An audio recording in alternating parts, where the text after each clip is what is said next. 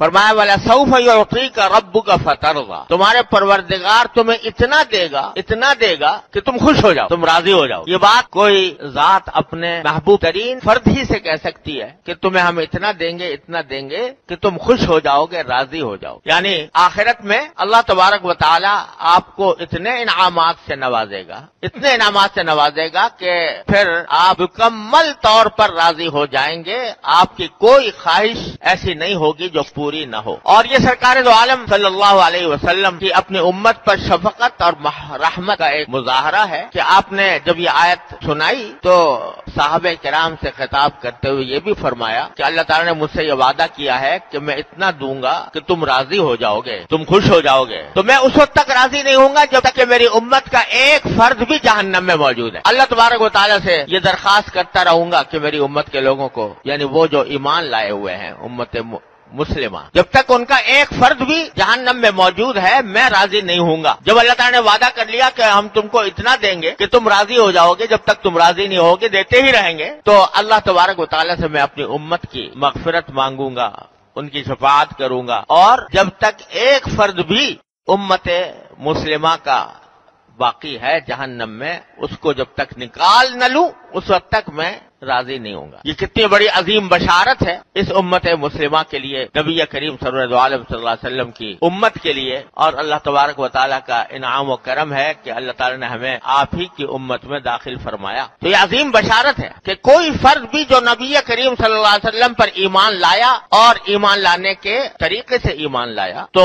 وہ انشاءاللہ کبھی نہ کبھی جہنم سے نجات پا کر جنت میں داخل ہوگا۔ اور یہ بات رسول کریم صلی اللہ علیہ وسلم نے اپنی متعدد احادیث میں بھی فرمائی کہ جو شخص لا الہ الا اللہ محمد رسول اللہ کا کلمہ پڑھ کر اس پر عقیدہ رکھ کر مسلمان ہو گیا تو وہ جنت میں ضرور داخل ہوگا۔ ہاں اگر اس نے غلط عمل کیے ہیں، گناہ کیے ہیں، تو ان گناہوں کا بدلہ ابتدا میں اس کو دیا جائے گا، اللہ بچائے دوزخ میں جانا ہی پڑے گا، لیکن وہ دوزخ ایک مومن کے لیے پاک کرنے کا ذریعہ بنے گی اور ان کو گناہوں سے پاک کرنے کے لیے آگ میں جلایا جائے۔ یہ اور بات ہے کہ اللہ تعالیٰ محفوظ رکھے، وہ دوزخ کی آگ ہلکی سے ہلکی بھی بڑی سخت ہے، اللہ تعالیٰ ہر مسلمان کو اس سے محفوظ رکھے، لیکن اپنے اعمال کی سزا بھگتنے کے بعد بالآخر ان کو جنت میں داخل کیا جائے گا۔ اور حدیث میں آتا ہے نبی کریم صلی اللہ علیہ وسلم نے ارشاد فرمایا کہ میری امت کے کچھ لوگ ایسے ہوں گے کہ جو اپنے اعمال کی سزا بھگتنے کے لیے دوزخ میں بھیجے جائیں گے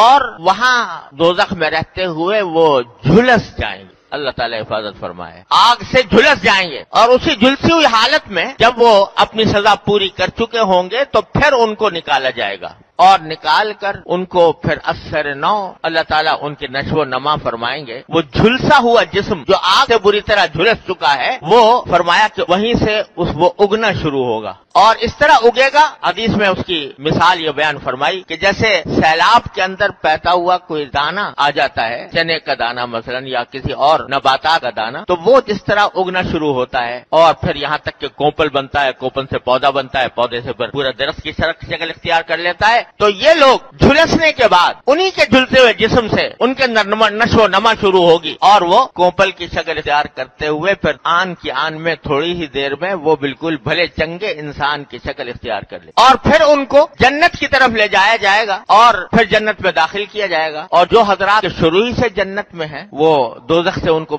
سابقہ کبھی نہیں پڑا، وہ ان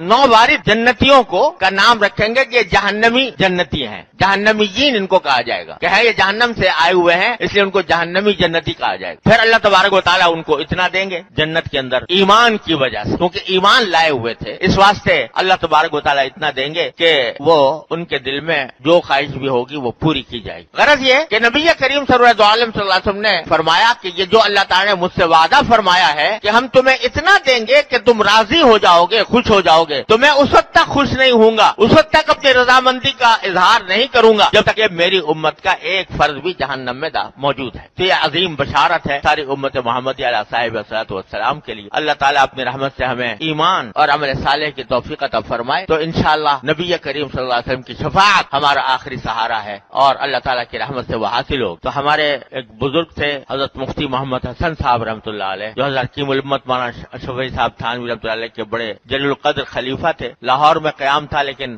وفات یہاں کراچی میں ہوئی ہے اور سوسائٹی کے قبر قبرستان میں مدفون ہے۔ وہ فرمایا کرتے تھے، بڑے پہنچے ہوئے بزرگ تھے، فرمایا کرتے تھے کہ یہ ایمان بڑی نعمت ہے، ایمان بڑی نعمت ہے، اس ایمان کو بچا بچا کر کسی طرح قبر تک لے جاؤ، اس ایمان کو بچا بچا کر کسی طرح قبر تک لے جاؤ، آگے جیت ہی جیت ہے۔ تو اللہ تبارک و تعالیٰ نے ایمان اتنی بڑی دولت عطا فرمائی، اللہ تعالیٰ ہمیں اس ایمان کی حلاوت عطا فرمائے اور اس ایمان پر ہماری زندگی ہو، اس ایمان پر ہمارا خاتمہ ہو۔ تو یہ ایمان ایسی چیز ہے کہ جب یہ موجود ہے تو نبی کریم سرور عالم صلی اللہ علیہ وسلم فرماتے ہیں کہ میں رہنے دوں گا جہنم میں رہنے نہیں دوں گا کسی بھی مومن کو۔ اللہ تعالیٰ اپنی رحمت سے اسی ایمان پر ہمارا خاتمہ فرمائے۔